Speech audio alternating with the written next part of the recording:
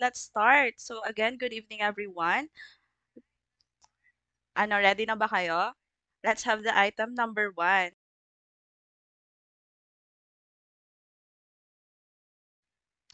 Okay, so ang sagot po natin dito ay tama kayo. Very good mga chur. Okay, bakit? Bakit? Alin po ang keywords natin dito? Sige daw, alin po ang keywords? 3 R's, very good. The reading, writing, and arithmetic. So, siguro kahit paikot-ikutin na kayo ng PRC dito sa essentialism, hindi na kayo malilito. So, sabi sa number 1, the Philippine elementary school curriculum gives greater emphasis on the development of basic skills like reading, writing, and arithmetic. So, what is the philosophical basis for this? A. Pragmatism, B. Perennialism, C. Essentialism, and D. Existentialism. So, sabi dito, kapag kasi ang tinutukoy mga chair is curriculum na, ayan, it talks about the standards and the fundamental concepts na kailangan natin pag-aralan inside the school. So, ito na yung mathematics, language, kaya po, included dito si reading, writing, and arithmetic. That's why ang sagot natin dito ay essentialism. Okay na po yan? Maliwanag na po tayo doon? Number 2 tayo.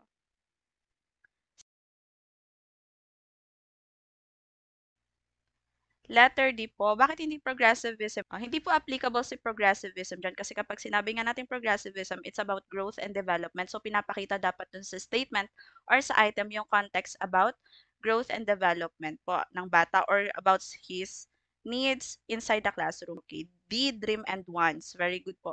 Kasi pag sinabi natin idealism, it's about dreams and wants. Okay. Essentialism, again, basic R's yan, hindi rin po siya applicable. Existentialism, hindi rin po kasi wala naman ditong pinakita sa context na binigyan siya ng options, ganyan. Basta ito po ay pag about dreams kasi, specific siya, about dreams and wants ng bata, it's all about idealism, okay? Okay, next tayo. So sabi, in his class, Teacher M always presents principles and values so as to encourage his students to examine them and decide for themselves whether to accept them or not. So what kind of philosophy does he practice? A. Idealism, B. Essentialism, C. Progressivism, or D. Existentialism? Okay? Sige po, sagot kayo mga chur. Teacher M always presents principles and values daw to encourage his students to examine them and decide. Okay, anong keyword natin doon? Decide for themselves. Alright? Kasi nga, sabi diba sa existentialism, sinasabi po dun sa philosophy niya that individuals or children's are unique and they have the freedom to choose. Okay? The freedom to decide for themselves. 'Di ba? Yun po ang ibig sabihin natin when we say existentialism. Alright, very good. Score 3. Yan. Next tayo. When a teacher emphasizes the man's sense should be trusted because they are the only way to acquire knowledge, the teacher can be regarded as blank. A. Idealist, B. Realist, C. Empiricist, or D. Pragmatist. O, anong keyword natin dyan? Alright. So, ang sagot po natin dito ay empiricist. Empiricist po mga chur. Kasi ang atin po ditong keyword ay senses po. Mga chur. Kasi again, pag sinabi nating empiricism, it upholds the knowledge is based on our senses or sensory experiences. Sense of sight, sense of smell, ayan po. Ibig sabihin po, the knowledge is based on sensory experiences po. Okay? Alright. Sabi dito, Teacher K views her pupils as unique, free choosing, and responsible individuals. O, discuss lang natin kanina. She plans activities where the pupil can develop his unique personality. What theory underlies this nature of the pupil? Yes po. Nandiyan na lahat ng keywords ng existentialism. Unique, free choosing, and responsible individuals. So again, ano nga ba kapag sinabi nating realism? 'Di ba sabi, reality exists daw independently of our perception. So kahit wala tayo dito sa mundo, okay lang, nag exist pa rin ang mundo whether we think or we don't think about it. So, ibig sabihin po nun, yun nga example natin kagabi na halimbawa, alam nating may tree sa forest, okay? So, kahit di natin isipin na may tree sa forest, nandun yun, nag exist yun, okay? So, kahit daw wala tayo sa mundo, kahit di natin isipin na may mundo, in reality, the world exists. Okay? Yun po ang ibig sabihin. Nag-gets niyo yung realism? Okay, essentialism, 3 R's po ulit natin yan. At pag sinabi natin progressivism, it's all about focusing on the needs and interests of the learners and giving them a room for growth and improvement for their interest and skills po. Ayan, growth and development. Yun talaga ang keyword pag sinabi natin progressivism from the keyword progress. Ano, ayan po. Okay, so ang sagot po natin dito ay existentialism because of free choosing, unique, and responsible individuals. Yes po, ganito po ang tanungan. Ganito po ang klase ng item na lumalabas sa actual let. Okay? Sagot. Learning is the process of retrieving prior learning. This is a statement from blank. A. Constructivist. B. Reconstructivist. C. Progressivist. Or D. Empiricist. Sagot po. Ayan, ba't parang iba-iba? Okay? So, ang sagot po natin dito mga chair, reveal na natin. B. Retrieve, reconstruct. Really? Okay. Okay. So, ang sagot po natin dito mga chair ay letter A. Constructivism po ito. Okay, letter A po, and not reconstructivist. So, mali po ang pagkakaintindi nyo when we say reconstructivism. Okay? So, bakit muna ito constructivism? Bakit? Bakit daw?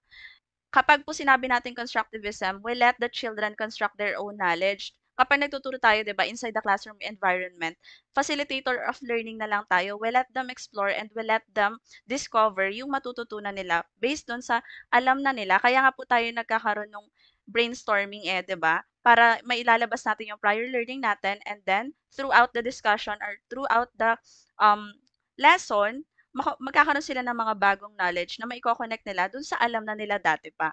And that's constructivism because they're constructing new knowledge po. Ano? And then, i-connect nila yon doon sa alam na nila dati. Okay? Nagas po. Kapag po reconstructivism, it talks about society. Okay? Not the students alone. Alright? Kaya nga po, again, ang school po ang responsible sa mga bata pagdating sa social reconstructivism and what they are doing. They are trying to shape us, the learners, to become self-reliant members of the society, 'di ba? Po. Ayan. Ang tanong dito, Teacher Yu teaches to his pupils that pleasure is not the highest good. Teacher's teaching is against what philosophy? So, ang sabi dito, huwag kayong malilito, not the highest good. And ang paniniwala ng mga hedonists is the pleasure is the ultimate goal daw ng tao. Ano, yung goal daw ng tao, ano, yun ang sundin mo. And kung si teacher against doon sa philosophy yun, ano yun? Ibig sabihin yung hedonism. Okay? So, ang keyword, pleasure. Alright? Next. Sabi, after listening to the homily of the priest about fidelity, Catherine has a moment of reflection. Her understanding, saan dito ko nang babasahin? Her understanding of the value of fidelity has become deeper as she relates this to her past experience. This types, this testify what kind of philosophy daw? A. Constructivism, B. Reconstructivism, C. Rationalism, or D. Existentialism? Sagot ulit, sagot. Ah, she related this she related this to her past experience. Ano to? Baka naman malito pa uli kayo mga chair. Ay, ang dadabog na ako dito. Ano na nagdabog? Magdadabog ako pag mali pa kayo dito. Aba, okay. As she relate. Okay, nirelate niya na siya sa kanyang past experience or knowledge. Talagang may makukulit pa din eh, ano. Okay, tama. Okay, 87, 90. 92 ang nagsasagot na letter A. Okay, very good kayong 92 kayo. Alright. Of course, constructivism din yan, mga chair. So again, pinag-combine natin si past experience niya or yung past knowledge niya dun sa bago niyang natutunan dun sa homily. Okay? Dun sa bagong tinuro ni Father. 'Di ba? That's why nakapag-construct siya ng bagong knowledge. Okay? Okay. Next tayo. Sure, Eliza, later na lang po natin ibabalik. Later na lang. Kasi ang dami pong viewers ngayon na nag-aantay sila. Okay, next. Thea listened to the advice given by her sister to end the relationship that she has with Gilbert. However, her sister learned that the advice she has given was not followed and Thea decided to continue the relationship. This action of Thea is a manifestation of what kind of philosophy? A. Essentialism, B. Existentialism, C. Perennialism, or D. Cognitivism. Oh, ay naku si Thea matigas ang ulo. Martyr ang tawag diyan. Pinahihiwalayan na ayaw pa din. Oh. She's the one who decided kung anong dapat gawin do'n sa relationship. Okay? So, anong sagot natin dito? Di pa din ba? Anong final answer nyo? Sige daw. Okay? So, siya pa rin ang nagdesisyon para sa sarili niya. So, ang sagot natin dito is, of course, existentialism po. Bakit po unchanging ideas? Saan galing yun? Perennialism, wala naman pong binanggit dito about perennialism. Okay, mga sure, wag niyo pong ire-relate yung pagde-decide niya dito sa perennialism na unchanging idea. Mas malalim po ang kahulugan 'pag sinabi nating unchanging ideas when it comes to perennialism. Dahil 'pag sinabi po nating unchanging ideas sa perennialism, it includes, history, religion, yung mga great books. Ibig sabihin po, kung ano yung mga relevant before, relevant pa din ngayon. Hindi po yun connected sa hindi binago ni Thea yung isip niya sa pakikipaghiwalay kay Gilbert, okay? Nagets niyo po mga sure? More okay, hindi po siya yes, mga words that lasted for centuries that was relevant before and relevant pa din siya ngayon. So, wala po siyang connect dito sa context ng item. Alright? Nagets niyo po mga chur? Next. Oh, I hope malinaw ha. Huwag niyong i-connect yung perennialism sa ganun kababaw na decision, okay? It's much personal po si existentialism kasi parang it's all about ourselves, our freedom to choose, our uniqueness, our responsibilities as a person, your purpose in life. That's existentialism, okay? Perennialism mas broad po siya, okay? So, huwag niyong gamitin sa mga ganong context lang. Yung deciding for your own self, ano, yan. Own na, self pa. Okay, sagot po dito. After finishing the degree in education, Teacher M learns that learning never stops. Dito ko na nga lang babasahin sa tablet. She accumulates more knowledge after leaving the portal for her of her alma mater. This typifies what kind of philosophy? Ano sagot niya dito? D, realization daw. Bakit po? Bakit realization? Ano yon? C, C, B. Okay, ayan, 81, sagot letter C. Alright. Okay. Okay, ayan, majority ang sagot ay progressivism. So, wala tayong problema dito. Ano po bang keyword natin dito? Learning never stop and she accumulates more knowledge po. Okay? Progressivism yan. Kasi again, progressivism connotes change, growth, and development po mga chur. Okay? Yun po. Laging focus ni progressivism is your growth and your development. Okay? Ayan po. Ang keywords nasa sa progressivism, student-centered, learning by doing, focuses on growth and development. It also includes collaboration. Ayan, okay. Okay na po tayo. Again, constructivism, the learners construct their own knowledge. They connect their prior learning to their new learnings. Okay, pinagko-combine sila. Perennialism, again, unchanging ideas, eternal truths po ito.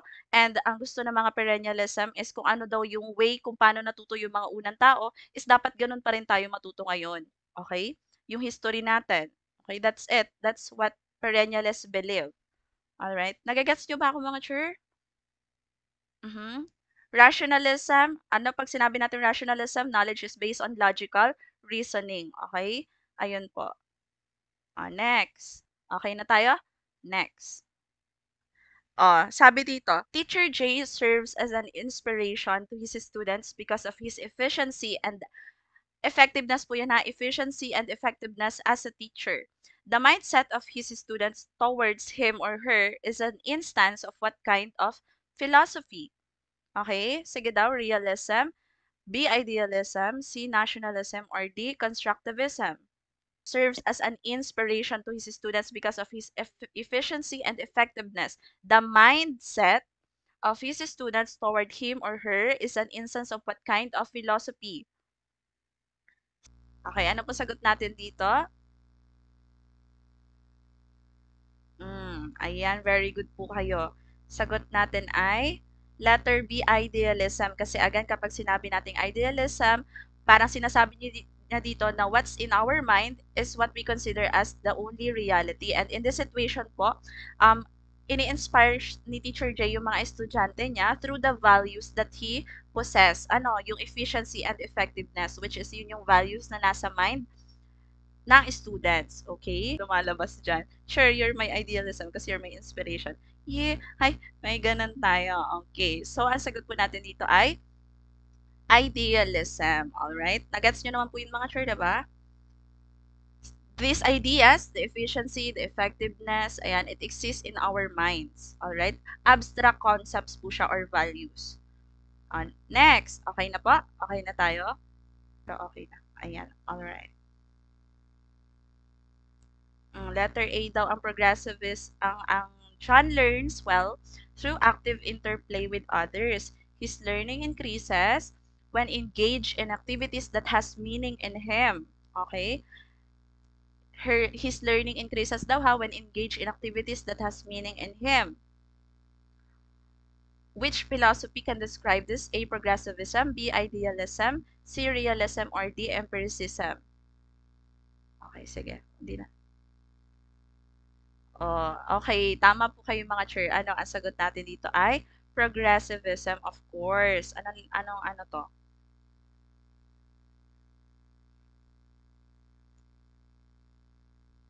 Mhm.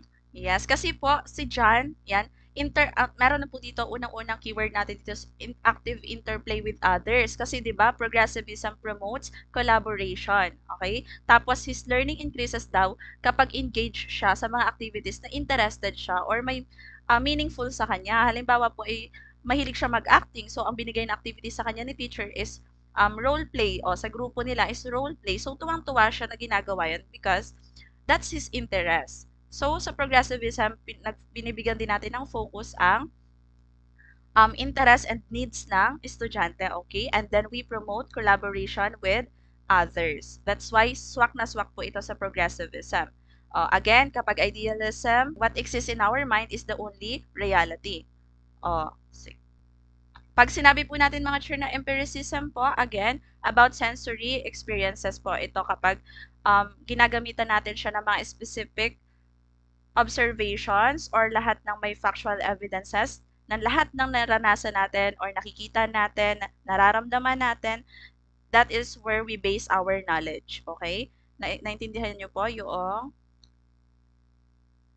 pag realism naman po, again, sinasabi ko kanina that ito yung belief that reality exists independently kahit wala tayo sa mundo. Okay? So, ibig sabihin, ang mundo ay totoo kahit hindi natin isipin na may mundo. O, gets nyo ba?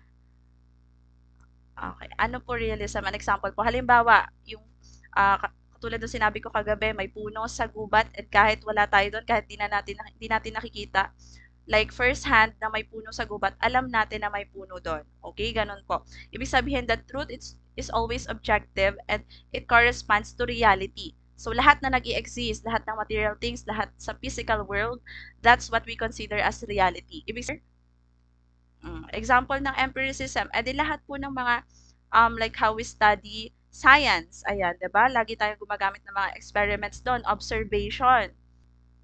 Sige. Sige, sagot kayo. Ang item natin, in the social science class of Teacher G, students identify the various social and economic problems that require urgent solutions. They not only discuss the ways to address it, but also agreed to participate in solving the problem. What kind of philosophy does this class uphold?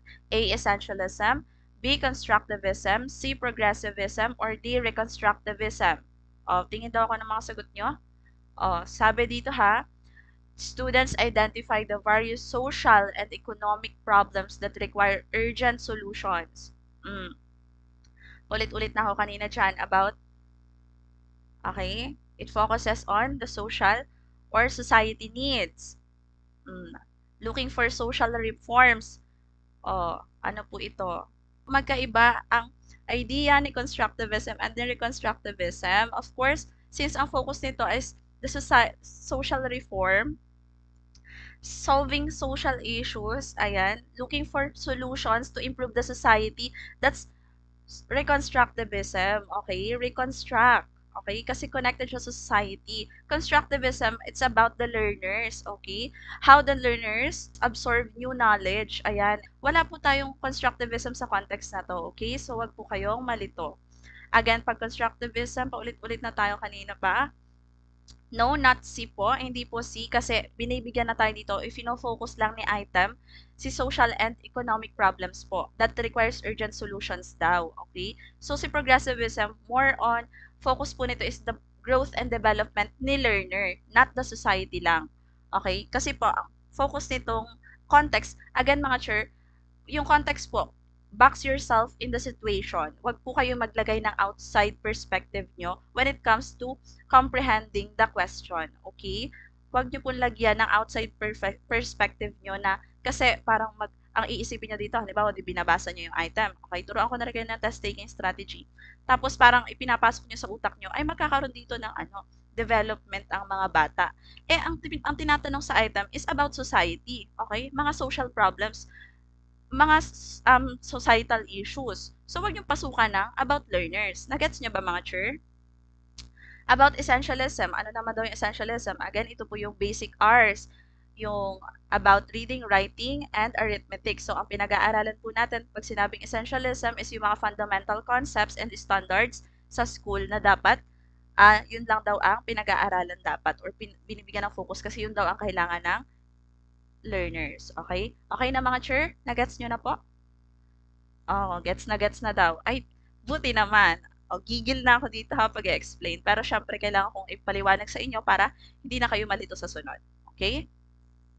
Next. Uh, a curriculum should only include those that have survived the test of time and combine the symbols of literature, history, and mathematics. Thus, curriculum like this that contains values are constant, and universal. What philosophy describes this kind of curriculum? Test of time. Combine the symbols of literature, history, and mathematics. Very generalist ang atake. Ibig sabihin, gusto nito na tayo ay magaling sa iba't ibang larangan. Dapat tayo ay maraming alam sa iba't ibang discipline. Okay? And constant daw ang curriculum nito. Universal. Ibig sabihin, hindi nagbabago. Okay? Absolute na siya. Absolute ha? Pag naman na mali pa ang sagot, pere na, totoo. Okay, so this is B for boy. Bakit perennialism? Bakit? Generalist po ito. At tinutukoy niya, nandiyan na lahat ng gusto ni perennialist. Nandiyan na si history, nandiyan na si constant, nandiyan na yung word na universal, nandiyan na po lahat ng keywords ni perennialist. Okay? Alright, so ang sinasabi niya dito, ang curriculum na to is makakapag-improve siya sa knowledge ng learner sa iba't ibang discipline, not just in one. So, sabi nga po, kailangan sa curriculum ng perennialist, dapat nakatuon siya sa pagbibigay ng mga universal, timeless, at walang hanggang kaalaman. Ayan po, okay? Gets nyo na po yun mga chur? Okay na tayo sa behaviorism. Hindi po pwede dyan ang behaviorism kasi ang focus naman po ni behaviorism is dapat makakakita tayo dyan ng change sa behavior ng bata para malaman natin na natuto siya. Okay? Ayun po. Okay, next. Ayan, nabasa daw kasi ni Cher na may mathematics. Cher, wag lang po kayo again magfo-focus sa isang wordings pagdating sa Prof Ed. You need to comprehend ano ang hinahanap ni item, ano ang context na binibigyan niya ng focus.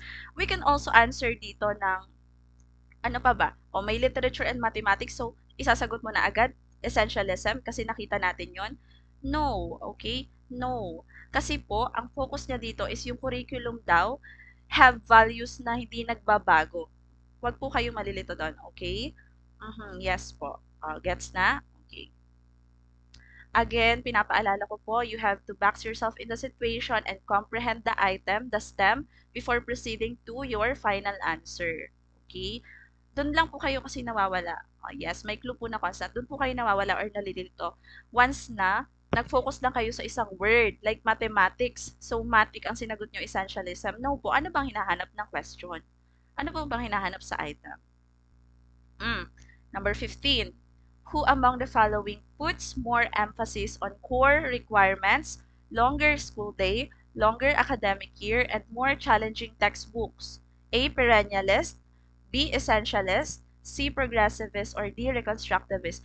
Alright, so ang sagot po dito ay essentialist po. Of course, essentialist. Kasi ang ini-stress din po dito, core requirements, mga core subjects po din natin 'to, mga fundamental concepts na yes, na gustong ituro sa school, alright? And longer academic year, tapos ang binibigay ay mga textbooks. Pinaka-keyword natin is the core requirements, alright? So, essentialist po siya. Kasi nyo po, traditional po ito, oh, napaka-traditional niya. Kasi anong binibigyan dito ng focus, yung mga textbook, gusto nilang mas i-improve yung mga textbooks na ibibigay sa mga estudyante. Okay? Yes, alright. Okay na po? Next tayo.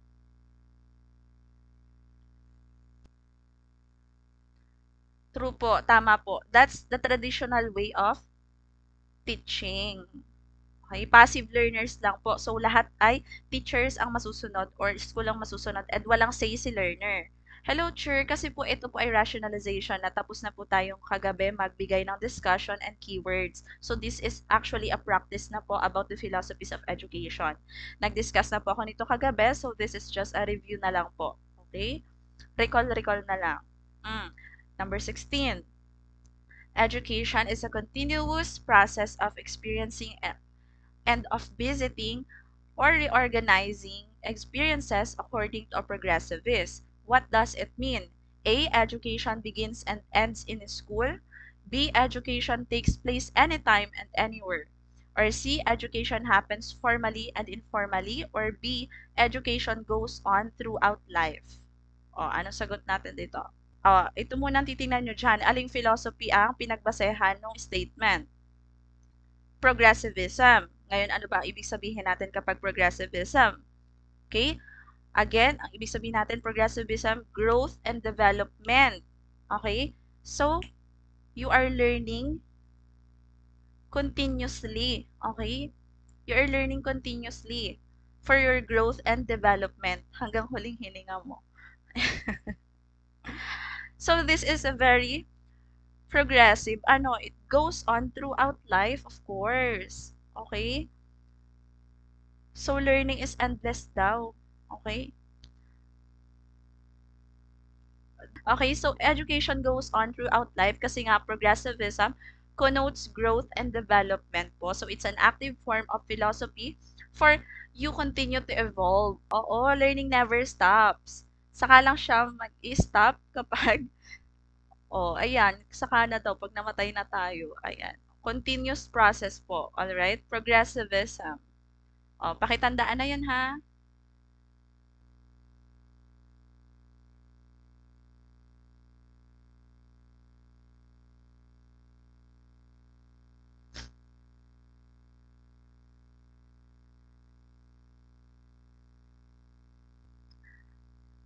Naguguluhan ako. Wait. Ano ba? Sige, sige, sagot. Okay. Anong sagot natin dito?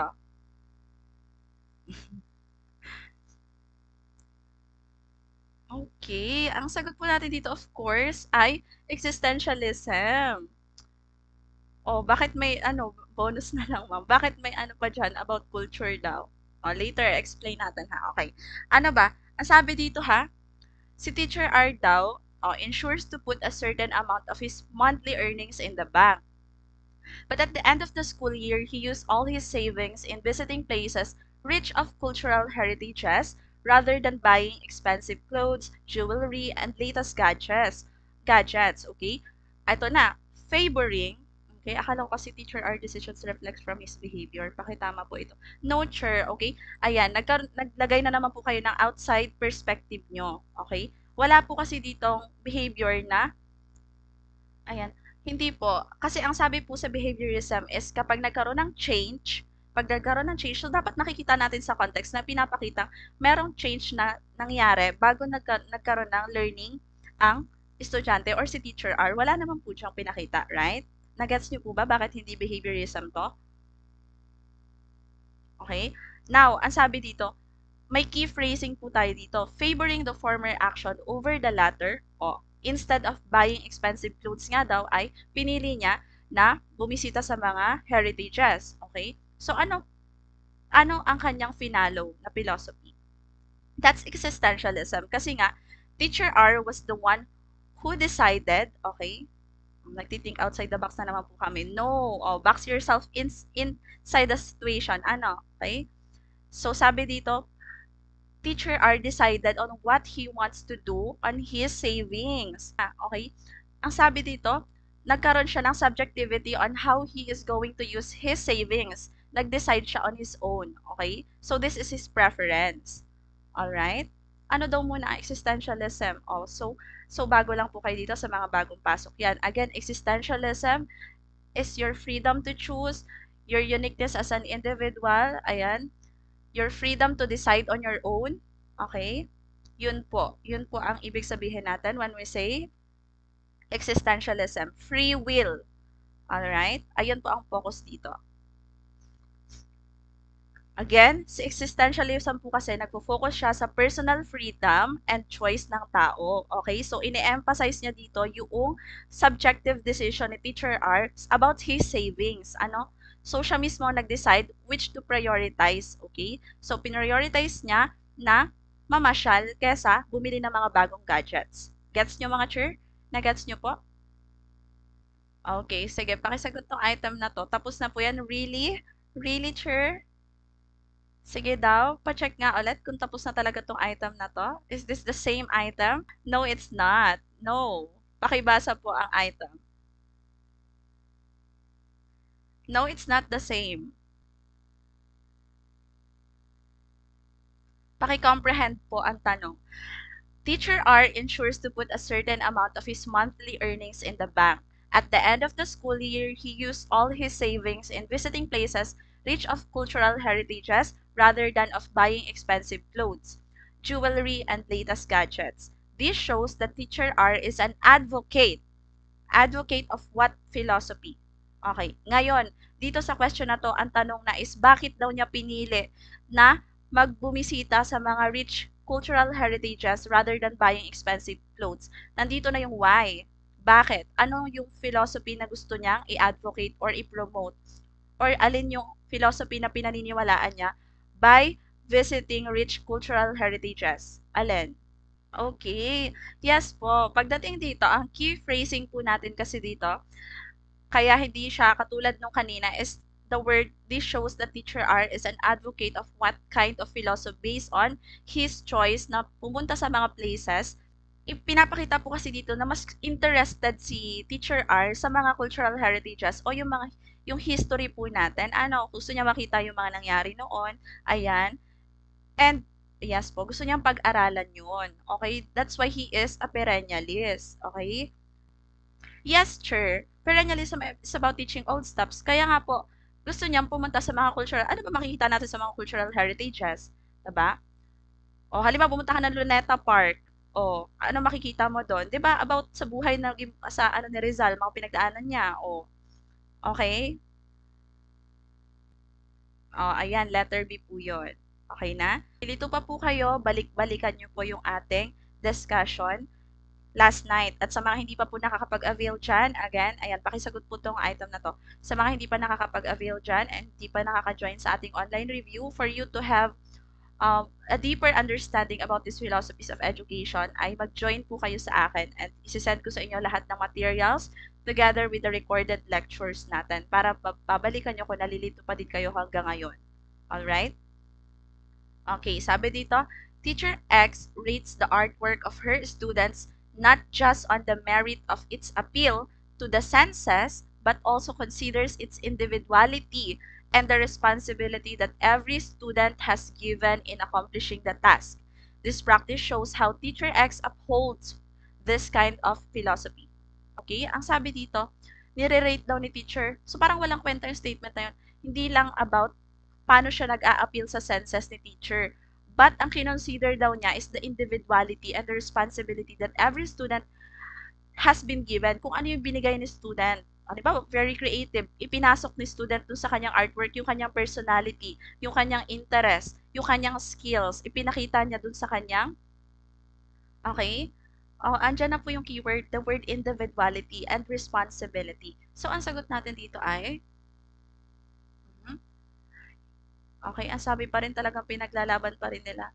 Yes. Okay, meron na ngang not just on the merit of its appeal. May kadugsong pa po yung item. Okay? So they had the freedom to create their own artwork based on how they want to create it. Ayun po ang ibig sabihin nitong item na to. Okay? Iba-iba yung artwork nila. They based it on their interest, personality. Okay? Next tayo. Nagets nyo na to mga chur ha? Gets na po? Okay na ba? Ang ating keyword dito ay individuality and we're not talking about the senses here. Again, ang hanapin nyo lang ay yung gustong hingin ni item. Kung ano lang po ang gustong malaman ni item. Alright?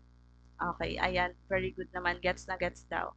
Nuggets daw, nuggets. Yeah, favorite. Ayan, medyo nagkamali ang mga numbering ko dito ha.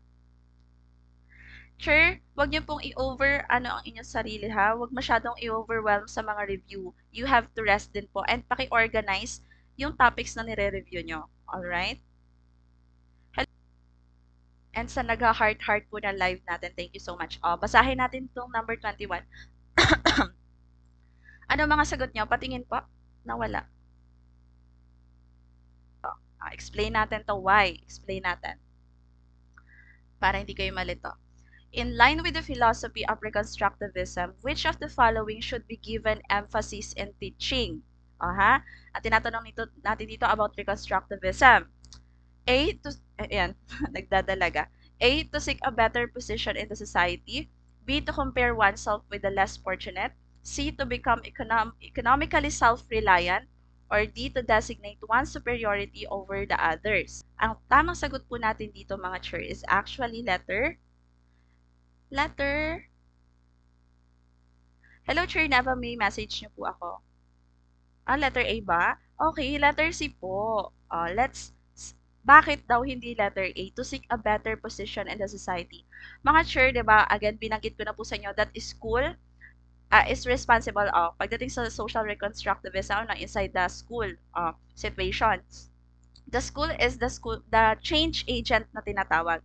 Okay, kasi it shapes the students to become not just improve individuals or not just individuals na merong position sa society but also as individuals who can help the society to improve. Alright? To seek a better position in the society, bigyan ko kayo ng example para hindi kayo mahirapan intindihan. What if tumakbo ka as an SK or konsehal ng barangay? Then, ang agenda mo ay para makabili ng NMAX. Okay? Ganon. So, gusto mo magkaroon ng position sa society and you want to be an SK. Okay, status ko, role ko society, SK ako. Pero, ang iyong agenda is para makabili ng Aerox o NMAX. Ayan. Ibig sabihin, self-centered masyado yung letter A. Okay? Sorry po. Sorry po sa mga SK natin dyan na may NMAX at saka Aerox, ha? Sorry po. Ayan. So, ibig sabihin po, masyadong self-centered yung statement na to seek a better position in the society. Kasi, social reconstructivism is not just shaping us learners or shaping the learners to become improved individuals on their own fields, but also, it entails us as mga tao na kayang mag-identify ng social problems. Kaya nating mag-identify ng social problems. Kaya nga to become economically self-reliant kasi ang ibig sabihin po nito, kaya nating mag-identify ng social problems and then kaya nating magbigay ng solution to those problems and kaya nating maging part of the solution. Okay? Nagets niyo mga chur? Okay? Yun po ang ibig sabihin dito na to become economically self-reliant. So it's not just about ourselves, but also how we are going to help our society to improve or how we are going to act para sa society's needs natin. Okay? Gets niyo po mga chur? Sabi dito, ayan, linawin ko lang mga chur ha, lilinawin ko lang sa inyo na wala kahit sino sa atin dito ang may alam na lalabas next season. Okay? What we are doing here is improving your testmanship, your test-taking strategies. I'm practicing you to answer mahahabang questions for you to be able to ace the Prof-Ed examination sa March. Okay? So, itong mga to, may possibility na lalabas siya, mauulit, or mag-iiba ng konti, marireconstruct. May mga possibility pong ganon, but I'm not telling you na ito talaga yung lalabas sa exam. Okay? Malinaw po yun. So, I'm not deceiving you na ito talaga yung mismo lalabas. Sabi dito ha, Activities planned by school clubs or organizations show school community connection geared towards society's needs. Okay? What philosophy is related to this? Ayan, natuto na ba? Natuto na ba kayo? Sige daw, patingin ako. Yes, okay. Alright. Reconstructivism po. Yes po, kahit na medyo mag-iba yung item, halimbawa ibahin yung yung ano, pero it's the same thought, it's the same concept, hindi na po kayo malilito. Bakit daw reconstructivism? Nandiyan na po mga chair. Ano pong sabi? Geared towards society's needs. Ano po ang focus ni social reconstructivism? Social reforms. Ano gusto niya? Kaya sineshape niya, again, sineshape ni school. Bakit siya nagbibigay ng mga school clubs and organization? Kasi sineshape niya si estudyante para makatulong sa society. Gets nyo na po? Okay na ba? Ayun po, kaya siya social reconstructivism kasi ang keyword natin dito is the school clubs and organizations that show school community connection ay nag-full focus sa society's needs. Okay? Alright. Okay. Yes. Okay. Ayun po ang technique dito. How you are going to master these philosophies of education. Paulit-ulit kayong magsagot. Halimbawa, itong binibigay kong to, ito po kasi ay may word file. Okay? So, kaya ko po sinasuggest sa inyo na mag-join kayo sa akin and mag-avail kayo ng reviewers natin dahil araw-araw, pag pinractice nyo to araw-araw na, oh, okay, mapapansin mo, ito pala yung kaibahan nitong item na to dun sa item kanina. Kaya pala hindi siya social reconstructivism. Kaya pala siya constructivism. That's the essence of answering drills every day po na may explanation ng kasama. Okay? So, that's why I'm encouraging you po na mag-avail and mag-join sa akin. Alright? Practice. Practice and practice. Hindi na po kayo malilito habang tumatagal. Kahit laruin nyo yan. Okay, kahit nakapikit kayo, masasagutan nyo yan. Hala, sobrang OA. Pragmatism na po ito, okay? Ayan po. Hands-on learning, learning by doing ni John Dewey. Pragmatism po yan, okay? Alright. Pinopromote na nga ni teacher yung hands-on learning eh. Ikaw, mag-computer ka, alamin mo kung paano gumamit ng computer para pagka nagtrabaho ka sa future, hindi ka mahuli sa modern technology. Ayun po, ibig sabihin, halimbawa,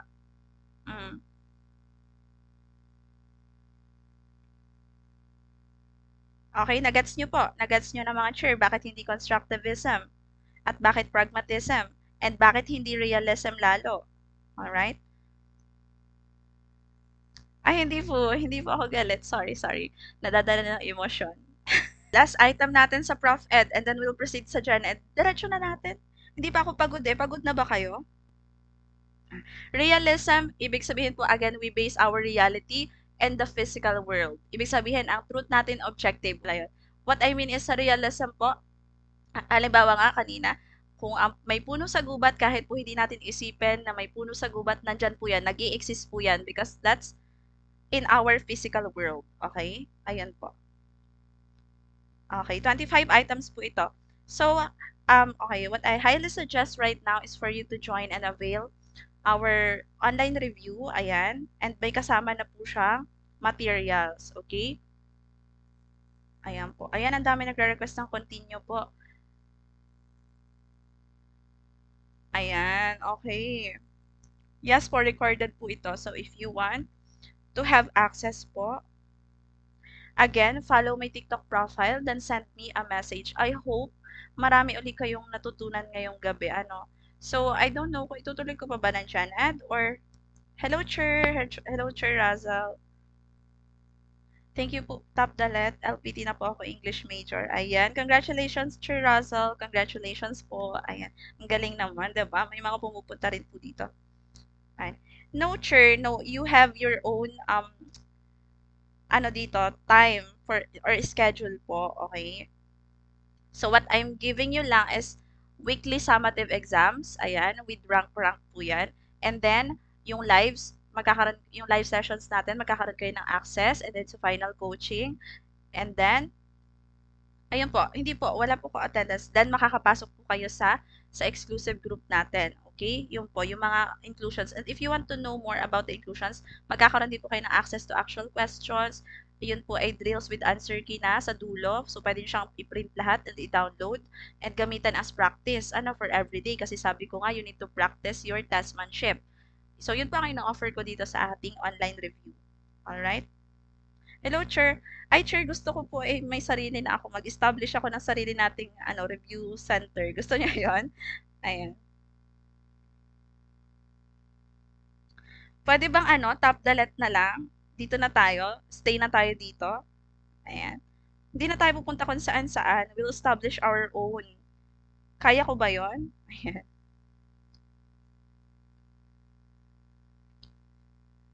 Oh, 'di ba? Sabi ni Sir Russell, basahin niyo po ang mga materials, ang laki ng tulong. Nagtap pa ako dati sa pasamative exam ni Ma'am. Oh, 'di ba, mga Sir? And LPT na ngayon si Sir Russell. And to tell you, English major po siya ha. Ayan, isa sa pinakamahirap na major. Ano? Isa sa pinakamahirap na majorship daw sa LAT yan ha. Alright, so congratulations, Sir Russell. I'm proud of you po. Ayan. English major here. Baka may reviewer kayo. Sir Rovi, English major din po ako. So, Sir, kamusta po ang inyong average sa English majorship? Ayan. Okay, may TLE din po tayo. Yes. Ang sakit daw sa ulo. Actually, Sir, sa una lang po yan, no, kapag ka na-overwhelm ka sa mga knowledge na na-absorb mo. Pero once na magkaroon ka ng direction and momentum on your review, the process or the grind becomes addictive na talaga. Sabi nga dyan, no, once you start seeing your progress, the grind becomes addictive. Ibig sabihin, habang natututo ka, habang nakikita mo yung progress mo, naa-addict ka mag-review. Ganun po ang nangyayari. Yes po, meron po tayong TLE, Mathematics, Values, MAPE. Ayan. More on drills with answer key po yun. Ang may mga notes na kasama is Social Science, Filipino, Mathematics, English. Ayan po. Pero lalagyan ko po ang TLE at MAPE, ng notes. Nagtatype pa lang ako ng mga notes.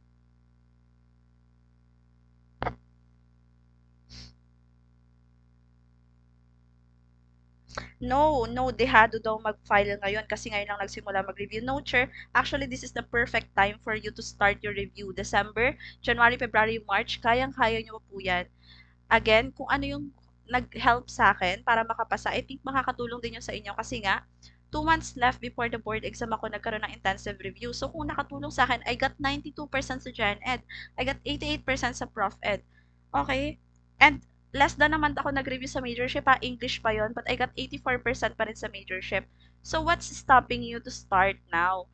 At tutulungan ko kayo kung bakit kayo walang confidence ngayon na mag-start ng review nyo. Message me. Okay? Yes po, meron po tayong TLE. Yes po. O, 'di ba? 'Di ba sa Gen Ed nalito na lang ako dun sa iba katulad nito, 'di ba? Itong item na to, tandang-tanda ko to. Tinatanong sino daw ang nagsulat ng lyrics ng Ang Bayan Ko. Okay? Sampulan ko kayo. Sabi dun sa item sa March ha, sino daw ang nagsulat ng titik na Ang Bayan Ko sa Gen Ed? Ang pamimilian si Jose de la Cruz, Jose Corazon de Jesus, Jose Rizal, or si Freddy Aguilar. Ayun po ang tanungan. Okay? So wala na pong next item. That's the last one. So, ang sinagot ko po, hulaan nyo kung anong sinagot ko, sino ang hulaan nyo. Ang ginamit kong strategy ay add one out. Okay? So, puro Jose yon, puro Jose. Sino sinagot ko? Ang bayan ko kasi. Ang bayan ko, ang sinagot ko po dyan ay si Freddy Aguilar. Kasi, syempre, sobrang confident ako nun. Sabi ko, gagamitan ko to na strategy kasi hindi ako familiar. So, sabi ko, puro Jose to Parang binibigay na ni PRC na dapat yung hindi Jose ang isagot ko. So, si Freddy Aguilar ang sinagot ko. So, ayun po, hindi ako nag-isip ng ayos nun. Ang ginawa ko, in-apply ko lang directly yung strategy na natutunan ko na add one out, which is, dun sa hindi siya applicable sa item na yon. So, mag-iingat din po kayo sa pag-a-apply ng mga strategies natin. Ibig ko sabihin, ang Freddy Aguilar ay anak po pala yun. So, ang sinagot ko ay si Freddy Aguilar. And dapat si De Jesus po ang nagtitik ng Ang Bayan Ko ay si Jose Corazon de Jesus or pen name niya, Joseng Batute. Okay? Ayan po. Yes po. So, tawan-tawa po ang aking mga best friends.